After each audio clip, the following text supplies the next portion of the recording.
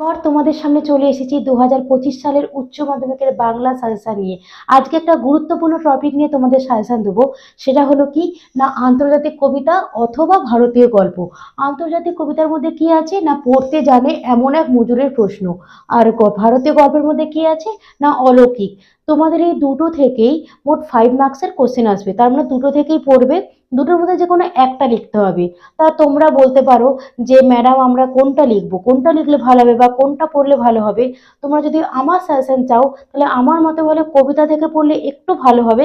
কারণ কবিতা থেকে লাইন ভিত্তিক কিছু কোশ্চেন আসে, যেগুলো তোমরা কবিতাটা যদি ভালো করে পড়ে থাকো তাহলে তোমরা অনায়াসে সেটা ধরতে পারবে। বা কবিতাটা ভালো করে মুখস্থ করতে হবে তার আগে, যেন তোমাদের একটা লাইন পড়ে তার পরের লাইনটা তোমরা বলতে পারো। ঠিক আছে। আর তা বলে কি গল্পটা বলবো খারাপ? গল্পটাও খুব সুন্দর গল্প। গল্পের মধ্যে অনেক সুন্দর সুন্দর কথা আছে।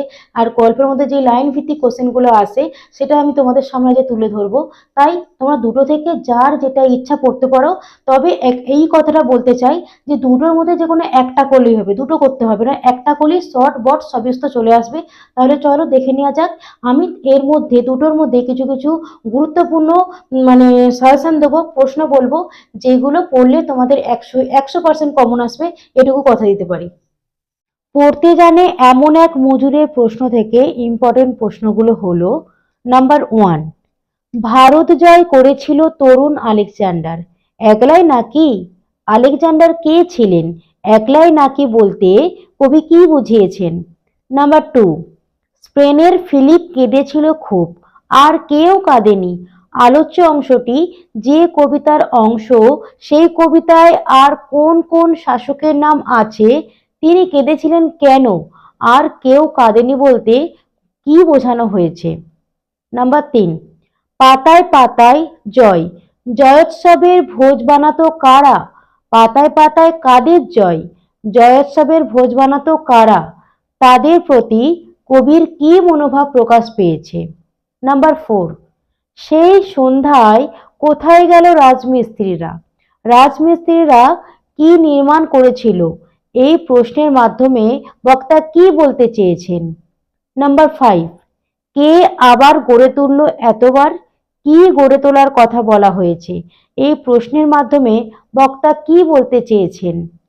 নাম্বার 6, এই যে শুনি বাইজেন্টিয়াম, সেখানে কি প্রাসাদই থাকতো? বাইজেন্টিয়ামের পরিচয় দাও। লেখকের এই প্রশ্নের কারণ কি? তাহলে এই কোশ্চেনগুলো করলেই তোমরা 100% কমন পেয়ে যাবে। তারপর আমি বলছি অলৌকিক থেকে। নাম্বার 1, চোখের জলটা তাদের জন্য। চোখের জল কে কাদের জন্য উৎসর্গ করেছিলেন?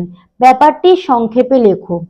নাম্বার 2, পাঞ্জা সাহেবের পৌঁছে এক আশ্চর্য ঘটনার কথা জানতে পারি। পাঞ্জা সাহেবের এরূপ নামকরণের কারণ কি? আশ্চর্য ঘটনাটি লেখো। নাম্বার 3, অলৌকিক গল্পে হাত দিয়ে পাথরের চাই থামানোর ঘটনাটি লেখক প্রথমে বিশ্বাস করেননি কেন? পরে কিভাবে সেই ঘটনা তার কাছে বিশ্বাসযোগ্য হয়ে উঠল?